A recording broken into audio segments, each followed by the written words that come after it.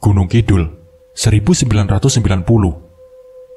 Aku menggigil kedinginan ketika cipratan air hujan menyentuh kulitku. Telapak tanganku mulai pucat keriput.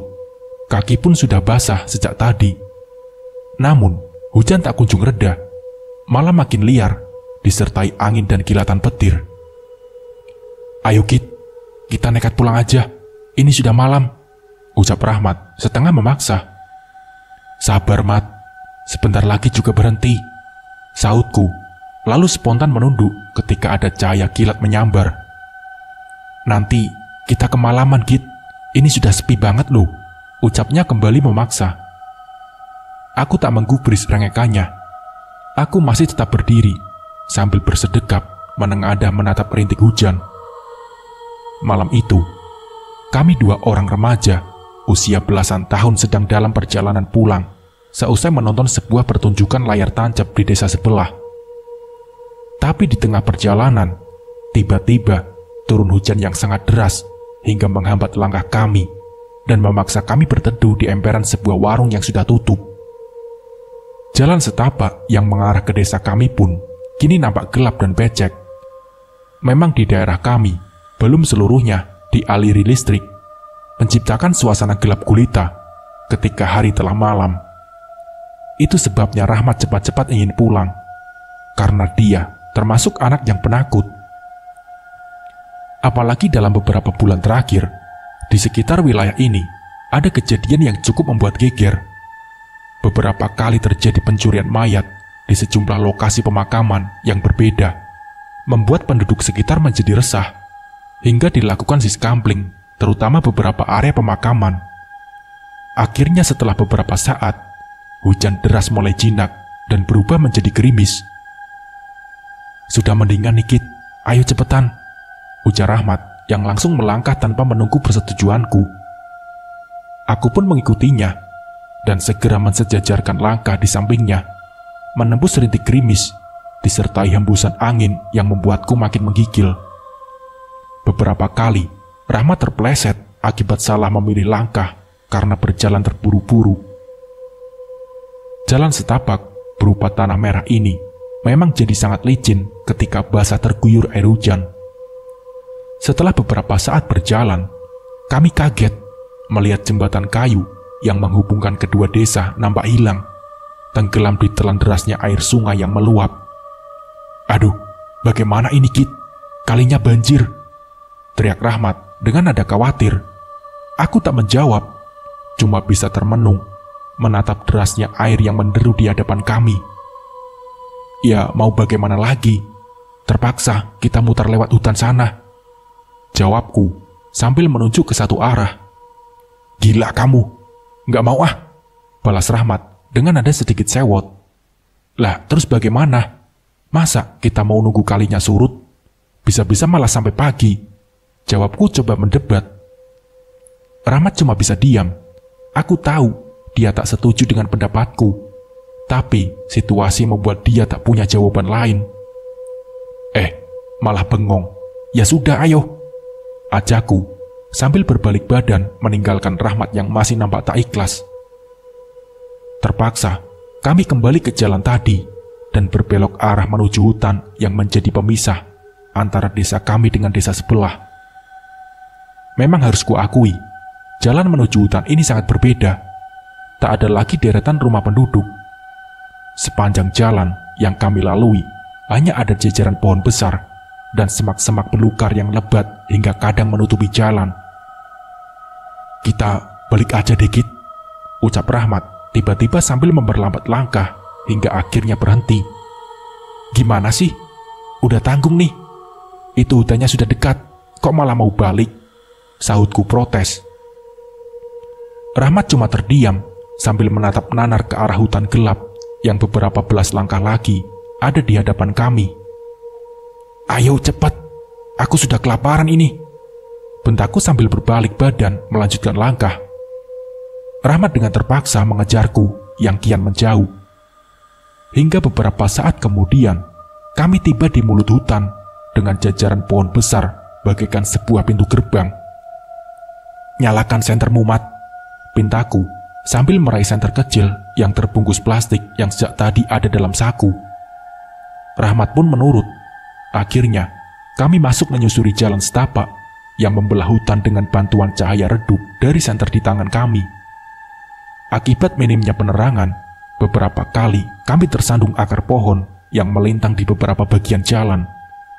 Suara-suara binatang malam bersahutan mengiringi langkah kami yang makin terseok-seok akibat jalan berlumut yang sangat licin. Memang, hutan ini masih termasuk hutan perawan. Jarang sekali orang mau melintas hutan ini. Di samping jalannya lumayan jauh memutar. Kisah-kisah seram dan mistis tentang hutan ini membuat orang berpikir 2 kali untuk melaluinya.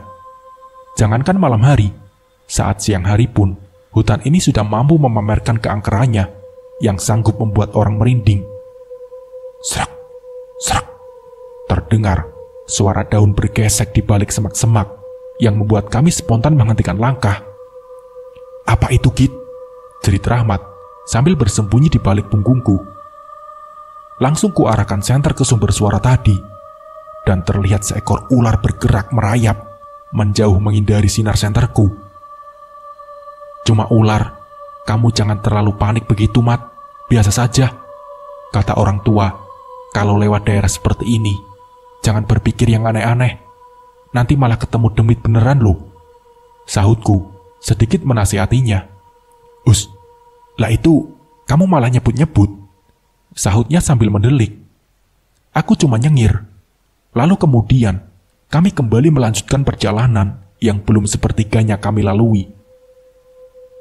Semakin ke dalam, hutan semakin lebat dan gelap. Jarak antar pohon pun kian rapat. Hingga pada suatu tikungan, mataku seperti melihat bayangan bergerak di antara rapatnya pepohonan. Aku langsung menghentikan langkah, melempar pandangan ke arah Rahmat, seolah bertanya dalam diam, apakah dia juga melihat hal yang sama. Rahmat pucat ketakutan. Rupanya, dia telah melihat lebih dulu, sehingga berdiri kaku 2 langkah di belakangku.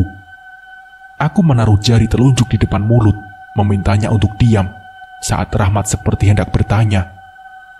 Kemudian, aku memberi kode untuk mematikan senter dan mengajaknya bersembunyi di balik sebuah pohon besar sambil setengah menunduk. Di sana, di balik bayangan pepohonan dan rintik air hujan, nampak seseorang sedang berjalan mundur sambil membungkuk.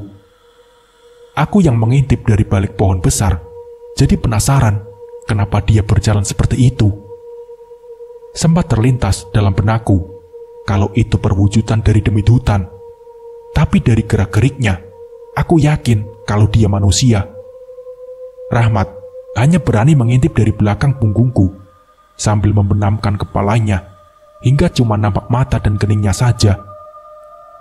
Dari dengusan nafasnya yang tak beraturan, sangat ketara kalau temanku ini sangat ketakutan.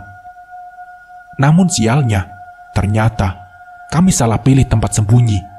Orang itu ternyata terus berjalan mundur menuju ke arah kami, yang membuat kami makin merunduk hingga berjongkok. Setelah jarak kami kian dekat, baru aku sadari ternyata orang itu berjalan mundur sampai membungkuk karena dia sedang bersusah payah menyeret sesuatu dengan kedua tangannya. Ketika akhirnya dia melintas persis di hadapan pohon tempat kami bersembunyi, aku dan Rahmat kompak terkejut sambil menutup mulut dengan kedua tangan. Astaga, ternyata dia seorang lelaki tua sedang menyeret mayat yang terbungkus kain kafan yang berpelepotan tanah hingga berubah warna menjadi coklat tua. Aku setengah mati diam menahan nafas. Namun Rahmat yang terlanjur panik malah bergerak ceroboh. Dia berangsur mundur sehingga tanpa sengaja kakinya menginjak sebuah ranting yang menimbulkan bunyi berderak. Lelaki tua itu spontan menoleh sehingga tanpa sengaja kedua mata kami beradu pandang. Dia mendelik menyeringai, lalu tiba-tiba menghunus sebilah golok dari balik bajunya, kemudian mengacungkannya ke arah kami. "Lari, Mat, lari!" Perintahku, langsung lari terbirit-birit diikuti Rahmat yang terpontang-panting mengikuti dari belakang. Aku terus lari tak tentu arah, dan baru menyadari kalau ternyata Rahmat sudah tak ada lagi di belakangku. "Sialan, Mat, lari kemana kamu?" Umpatku kesal bercampur panik. Aku sempat memperlambat lariku sambil jelalatan mencari kemana kiranya arah Rahmat berlari tadi. Aku bunuh kamu." Tiba-tiba saja, lelaki itu sudah menyusul sambil mengacungkan goloknya yang berlumuran darah. Aku langsung panik, lari berhamburan sekencang-kencangnya, tanpa berani menengok ke belakang. Sampai akhirnya di kejauhan, kulihat ada setitik cahaya yang membuatku spontan berlari ke arah sana. Berharap itu rumah penduduk yang bisa aku mintai perlindungan. Kini, aku tiba di hadapan sebuah gubuk kayu yang sudah reot. Rupanya, cahaya tadi berasal dari lampu minyak yang tergantung di tiang depan rumah. Aku langsung mengetuk pintu dengan keras. Tapi baru 2 kali ketuk, pintunya malah terbuka sendiri karena ternyata terkunci. Tanpa pikir panjang, aku segera masuk dan langsung disambut oleh sengatan bau amis yang menusuk rongga hidung. "Pak, Bu, tolong saya, Pak," ucapku memanggil-manggil sang pemilik gubuk dengan nafasku yang masih tersengal-sengal. Namun sunyi, tak ada jawaban. Aku memberanikan diri masuk ke dalam rumah, sampai mentok ke bagian belakang sambil terus memanggil-manggil. Namun setelah beberapa saat, akhirnya aku sadari kalau ternyata gubuk ini tak berpenghuni. Aku segera kembali ke pintu depan, berniat ingin menguncinya dari dalam. Tapi ternyata, pintu yang terbuat dari susunan papan kayu itu memang tak memiliki kunci. Sejenak aku kebingungan, hingga akhirnya mendengar suara benda diseret-seret dari luar gubuk. Aku langsung mengintip dari sela-sela pintu, dan jadi kaget bukan kepalang. Sosok lelaki tua itu kini ada di depan gubuk, sambil terus menyeret mayat tadi, lalu berhenti persis di depan pintu. Di pinggangnya terselip golok berlumuran darah yang tadi dia gunakan untuk mengancam. Ya ampun, bagaimana ini? Batinku menjerit ketakutan saat menyadari kalau ternyata gubuk ini adalah milik lelaki itu. Akhirnya aku kembali menuju ke belakang rumah, lalu bersembunyi di kolong sebuah dipan yang di bawahnya terdapat 2 buah keranjang besar dari anyaman bambu yang lalu kugunakan untuk menutupi tubuhku. Terdengar derit suara pintu dibuka dari luar. Kemudian kembali terdengar suara benda diseret-seret masuk ke dalam. Aku hanya bisa meringkuk ketakutan saat kulihat kedua kaki lelaki itu berhenti persis di dekat dipan tempatku bersembunyi. Prek! Terdengar suara keras membanting ketika lelaki itu meletakkan mayat tadi di atas dipan, di mana aku meringkuk di bawahnya. Kemudian, dia seperti sedang melucuti kain kafan, lalu dengan sembarangan melemparkannya ke lantai. Aku menegangkan badan dan berusaha menahan nafas, karena aku yakin bila sedikit saja aku bersuara, pasti akan berakibat fatal. Prak, prak. Terdengar suara seperti benda keras yang dibelah-belah. Kemudian nampak sesuatu dilemparkan lelaki itu ke lantai. Aku terkejut. Ternyata itu adalah potongan kepala mayat yang baru saja dia penggal. Ya Allah, ya Allah, batinku menyebut berulang-ulang seiring tubuhku yang mendadak lemas. Kemudian, lelaki itu melangkah pergi. Aku tetap diam, tak bergerak. Namun setelah beberapa saat, dia tak kunjung kembali. Timbul keinginanku untuk keluar dari tempat persembunyian, karena kupikir dia sudah pergi meninggalkan gubuk. Akhirnya ku beranikan diri keluar, tapi langsung kaget begitu melihat mayat yang sudah terpotong-potong menjadi beberapa bagian tergeletak di atas dipan. Aku yang sempat syok langsung mencoba menguasai diri, langsung kembali fokus dengan niatku untuk segera keluar dari tempat ini. Tapi ketika sampai pintu depan, langkahku terhenti saat kembali terdengar suara benda diseret-seret di luar sana.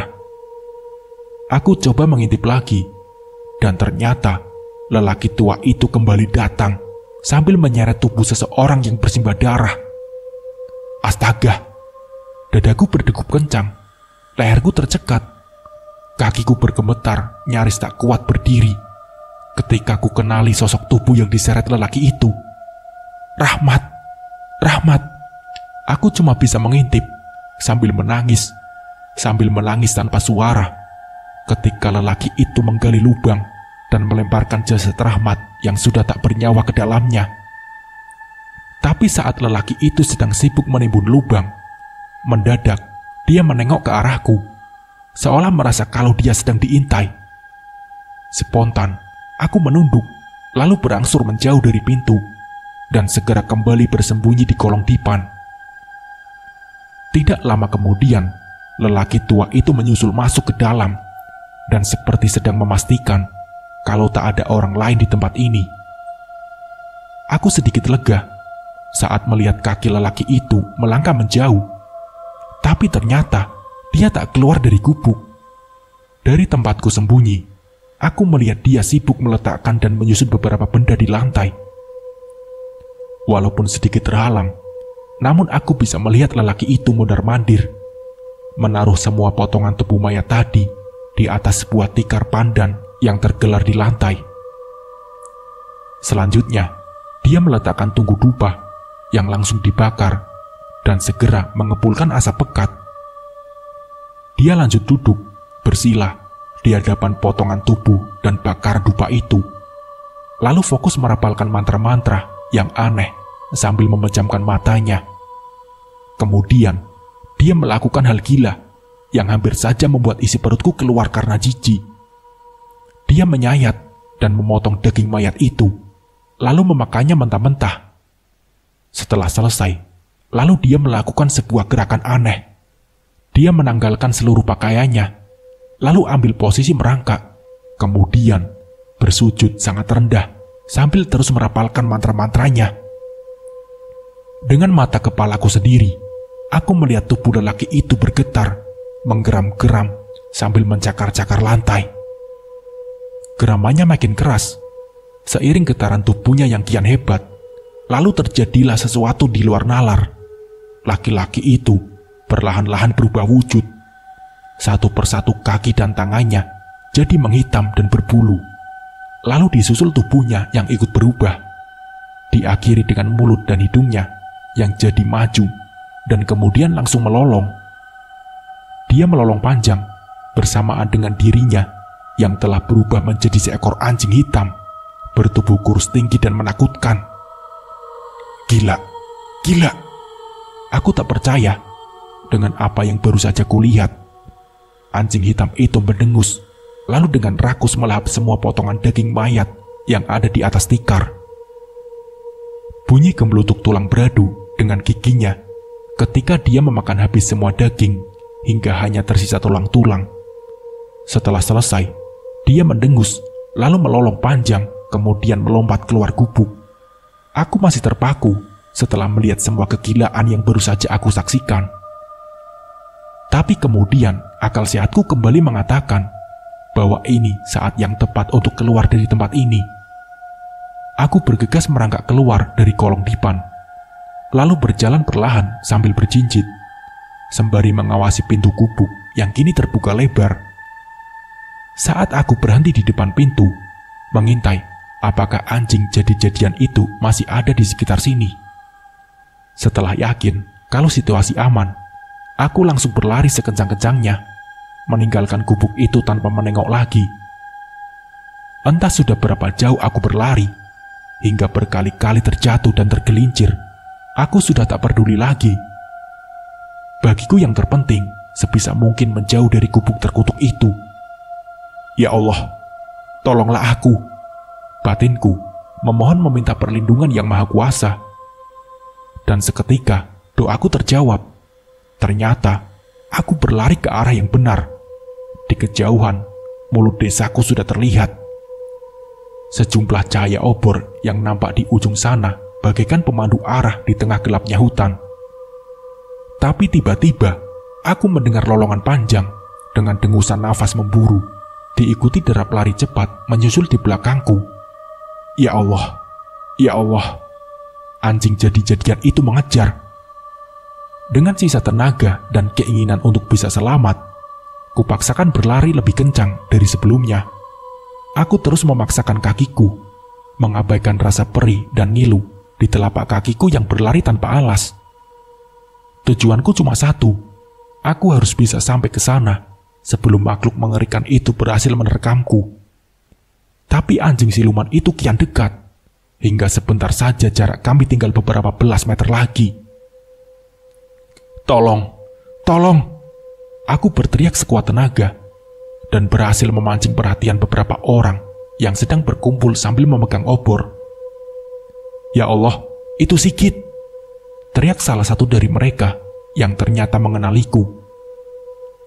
Lalu mereka serentak berlari menjemput diriku yang langsung terjerambab karena lemas. Anjing jadi-jadian itu berhenti sambil menggeram marah ketika menyadari kalau buruannya telah lepas. Akhirnya dia berbalik pergi, menghilang ke dalam gelapnya hutan. Git, kamu kenapa? Tanya seorang warga sambil mengguncang-guncang tubuhku yang terbaring lemah di tanah becek. Siluman, ada siluman anjing. Jawabku lemah, lalu akhirnya pingsan. Git, Sigit. Aku tersadar saat mencium aroma minyak kayu putih dan suara orang memanggil-manggil. Ya Allah, Sigit, kamu gak apa-apa? Teriak bapakku yang duduk persis di sampingku. Lalu aku dibantu bangkit dan diberi minum. Kulihat banyak sekali orang berkerumun mengelilingiku. Tiba-tiba menyeruak ibunya Rahmat yang langsung bertanya histeris. Rahmat di mana, Git? Rahmat mana? Tanya ibunya Rahmat sambil mengguncang-guncang lenganku. Sabar, Bu, sabar. Sahut Pak Kepala Desa, coba menenangkan Ibu Rahmat yang mulai menangis. Sigit, coba kamu ceritakan apa yang terjadi. Tanya Kepala Desa dengan nada pelan. Akhirnya, aku menceritakan semua yang terjadi padaku, termasuk tentang tewasnya Rahmat di tangan lelaki tua yang berubah menjadi anjing siluman itu. Ya Allah, Rahmat! Ibunya Rahmat menjerit histeris sambil menengadahkan tangan ke atas, lalu akhirnya pingsan. Pak Kades, sepertinya orang itu yang selama ini telah mencuri mayat, ucap salah satu warga. Betul Pak, saya baru dapat kabar. Di kampung sebelah ada mayat yang dicuri.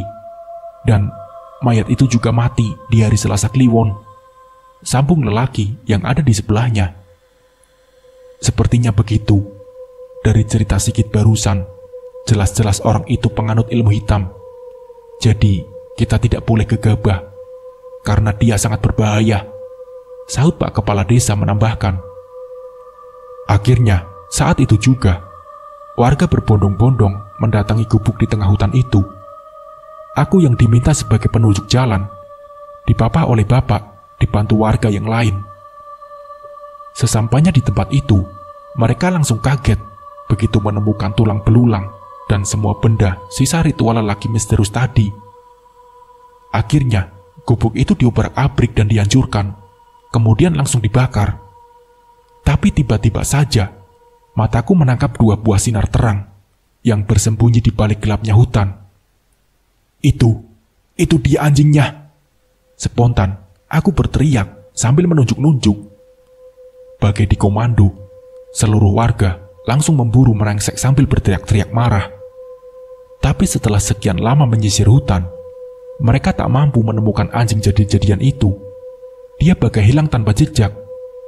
Akhirnya, para warga memutuskan untuk pulang dan berencana akan melanjutkan pemburuan keesokan harinya.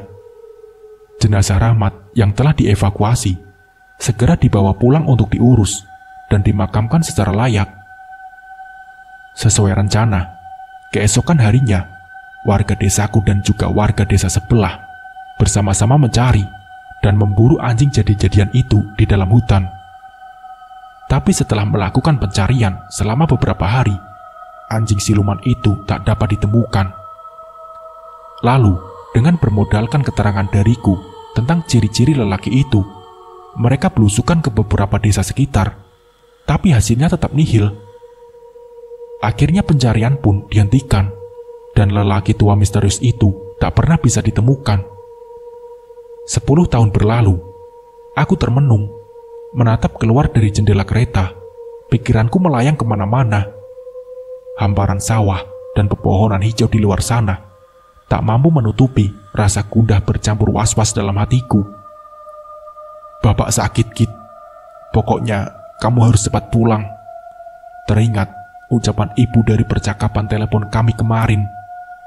Aku tak mungkin menolak keinginan ibu. Apalagi seperti ada nada khawatir dari ucapannya itu. Walaupun sebenarnya aku paling enggan untuk pulang kampung. Semenjak aku lulus sekolah dan diterima bekerja di kota, aku jarang sekali pulang ke sana. Terhitung hanya beberapa kali aku mudik. Itu pun karena bertepatan dengan hari raya. Namun, keenggananku untuk pulang bukan tanpa sebab. Trauma akan kejadian itu sangat membekas, hingga membuatku ingin berada sejauh mungkin dari desa tanah kelahiranku itu. Sesampainya di rumah, bapak yang terbaring lemah terlihat gembira mengetahui anak satu-satunya telah pulang. Dia berusaha terlihat gagah, coba menyembunyikan rasa sakitnya karena tak ingin membuatku khawatir. Tapi rupanya Tuhan berkehendak lain. Beberapa hari kemudian, bapak meninggal dunia, menyisakan duka yang mendalam di hati ibu dan juga dariku. Tapi kesedihan itu langsung berubah menjadi rasa khawatir saat aku menyadari hari kematian bapak Selasa Kliwon. Setelah berembuk dengan kepala desa dan seluruh warga, akhirnya kami memutuskan untuk menjaga makam bapak selama beberapa hari.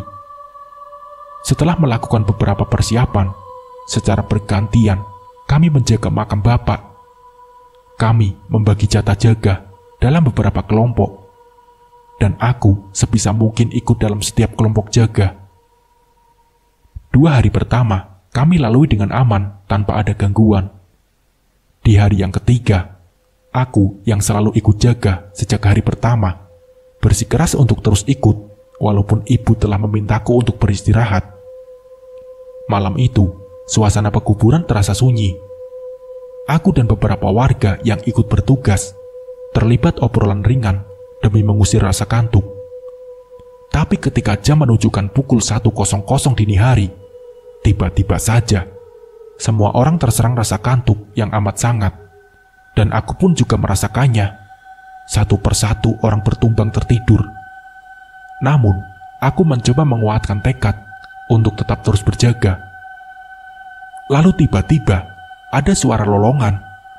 Aku tersentak kaget, langsung mencoba membangunkan semua orang, namun sia-sia. Mereka semua seperti pingsan. Dalam situasi panik dan serba salah, dari kejauhan, dalam gelapnya area makam, aku melihat sesuatu yang amat aku kenal. 2 buah titik cahaya terang. Iya, seperti itulah kisahnya. Semoga dari kisah ini kita bisa mengambil hikmah dan pembelajarannya. Mungkin cukup sekian dari saya. Wassalamualaikum warahmatullahi wabarakatuh.